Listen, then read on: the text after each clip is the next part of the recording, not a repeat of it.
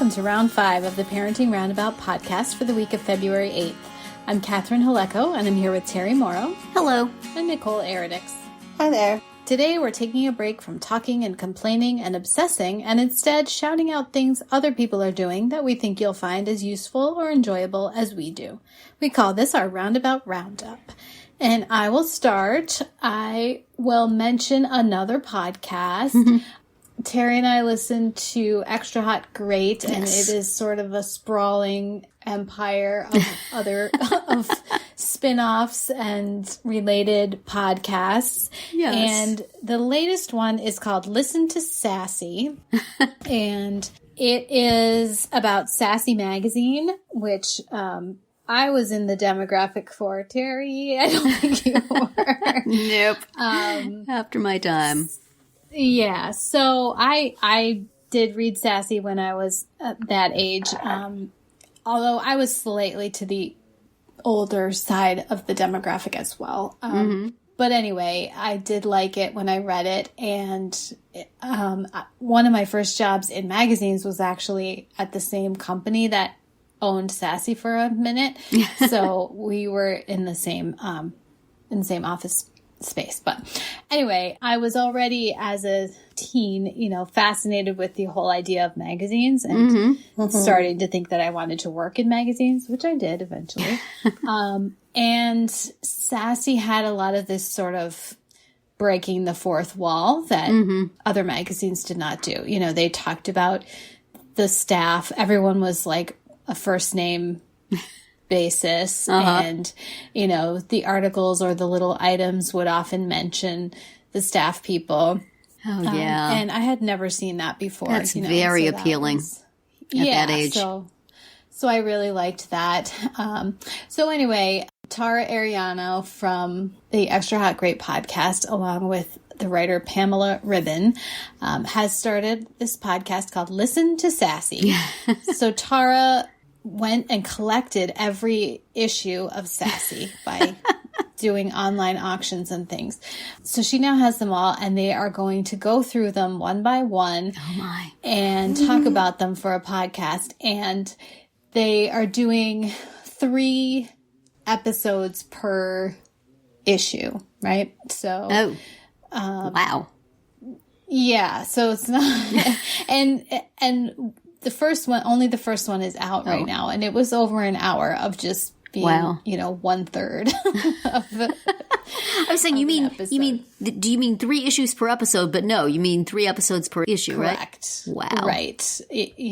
I would not think there was enough content in a Sassy, but clearly I was not. Well, some of what they're doing is they're going to talk about the pop culture that's covered in that issue and how. Is any of it still relevant? They are also comparing Sassy with 17. Yeah, that was my jam. And about, what they're doing around the same time. So the first one I enjoyed it quite a bit. So I will continue, can just go on the queue with everything else. Podcasts are great that way. Just throw another one on. It's fine.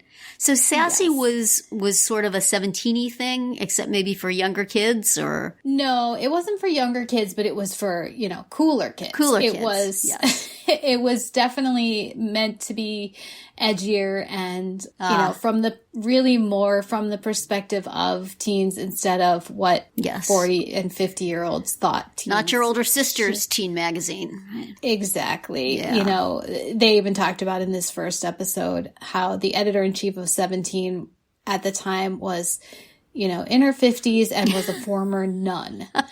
And thought knee socks were a good idea, but I'm over it. Yes, which Terry's still mad about.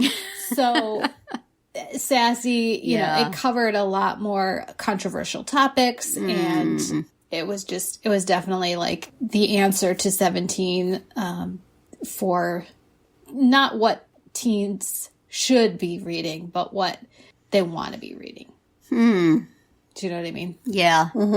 So when they do the podcast about Tiger Beat, I'll tune in. That's what I wanted to be reading. I know, same. Well, give me my Sean Cassidy poster and give it to me now. You might have to be the one to debut that podcast.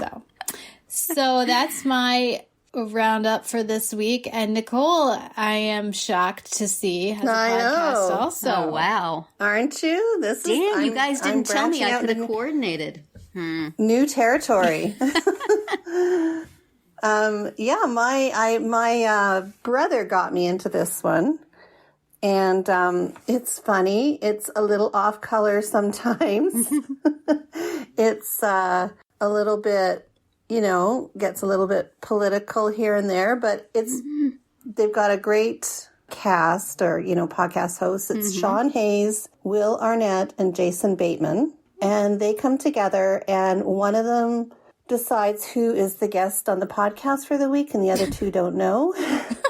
And so then they introduce who's on the podcast and they just sit and have they banter back and forth with the guest. And the three cast members obviously have known each other for a long time in various capacities, and they're just funny people. So it's one part information, one part humor, one part, I don't know, just pure entertainment, right? And then another part, like social issues that raise awareness. I don't know. It's just, it's definitely it's a fun listen. So, and you can go through, and they have some pretty high-end guests, like Kamala Harris was a guest recently.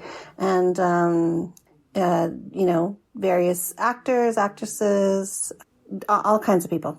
So they definitely got some street cred. Now, I'm sure that's enjoyable, and I don't want to rain on your enjoyment at all, Nicole, but we were talking yesterday about resenting people who get to do things when we don't. We've been podcasting for years, and then there's a pandemic, and the celebrities all go, well, I'm at home, I'll do a podcast. And suddenly there are 500 celebrity podcasts, and we have 3 listens. I'm just saying. Go back to your movies. Go. Leave the podcast for the little people who don't have any other way to entertain. Come on. Anyway, sounds interesting. Well, like I said, it's for entertainment purposes. It's not you can just take them. that piece It's from it. It's a lot of celebrities every day. There, actually, that is true. But you know what? I do like these particular celebrities, so okay, fine. We'll go with that. Come on, how could you not like a celebrity that has like Ricky Gervais and James Corden and?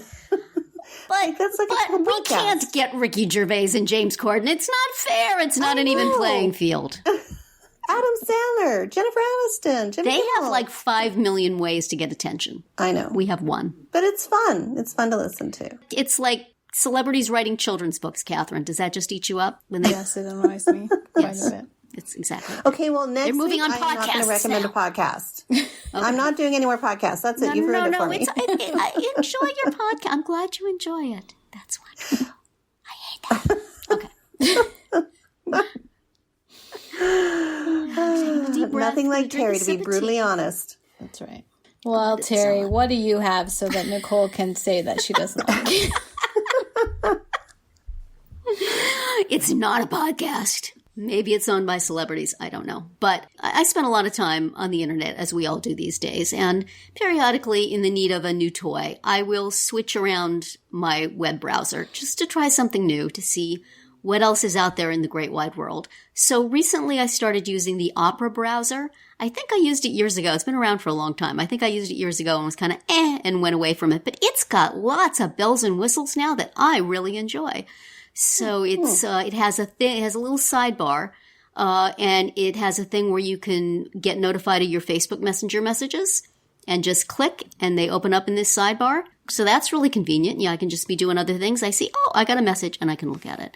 It has a thing where you can play, sign into your music account of choice, and then you can just hit a little arrow on the side of the browser and play music. It has something that's got 2 different workspaces. So you can have, like, in one browser window, you can have 2 different sets of tabs and just switch back and forth between them without having to open another window. Because I usually have lots of different things open, and I have, 6 or 7 windows open, and now I can just kind of consolidate them. It's really nice. I like it a lot. It seems to work really well. It doesn't mess up the Wall Street Journal crossword puzzle like I see in the comments. Many, many, many people are having problems with their browsers, but not Opera. Working great. Has a little note thing that you can share amongst all your devices using Opera. And I like it. It seems to also have things that keep places from tracking you as much, which I like. It does have a built-in VPN if you wish to use that. I have not tried that out yet. But if you are looking for a little diversion in your web browsing experience, give it a try. It's cool. I enjoy it. Awesome. Yeah. And that is it for another week of Parenting Roundabout. If you missed any of our earlier episodes this week, look them up on Spreaker, Apple Podcasts, Amazon Music, or wherever you get your podcasts to hear what we have to say about raising different kids, the pandemicless future, and other people's problems. You can also find our episodes at parentingroundabout.com and talk back in the comments there, on our Facebook page, or on Twitter, where you'll find us at Roundabout Chat. And please visit our Amazon shop at amazon.com/shop/mamitude, where you can find links to a lot of the things we talk about. Have a great weekend and see you back here on Monday.